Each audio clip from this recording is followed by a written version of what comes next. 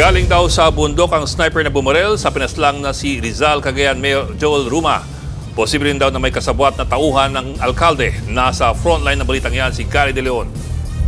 Sinuyod ng mga pulis ang covered court na ito ng Barangay Iluro Sur sa Rizal, Cagayan, kung saan binaril si Mayor Joel Ruma sa gitna ng kampanya. Namatay sa pamamaril ang alkalde at 2 iba pa ang sugatan.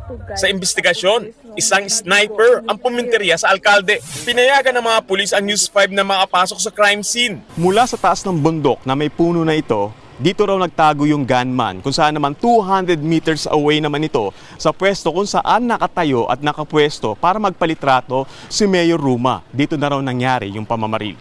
Para malaman ang distansya ng sniper, gumamit ang soko ng lubid bilang panukat mula sa lugar kung saan nakapwesto ang sniper hanggang sa lugar kung saan bumagsak si Mayor Ruma. Mula sa bundok, hindi raw basta-basta makikita ng gunman ng alkalde hanggat nakaupo ito at kahit pa maglakad. Kaya hinala ng mga pulis, may kasabwat ang gunman mula mismo sa grupo ng alkalde. Meron daw kasing nag-utos kay Mayor na tumayo at doon na nga siya nabaril.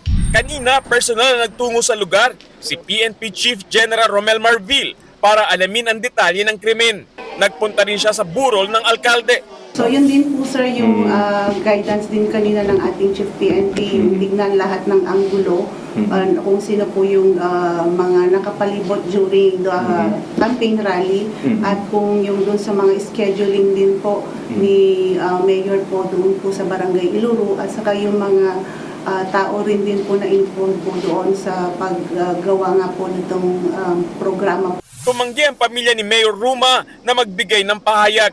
Nag-alok naman si Cagayan Governor Manuel Mamba ng 1 milyong pisong pabuya sa sino man makapagbibigay impormasyon para mahuli ang sospek. Nagbabalita mula sa frontline, Gary De Leon, News 5. Mga kapatid, Ed Lingaw po, maging maalam at may pakialam sa mga napapanahong balita sa ating bansa.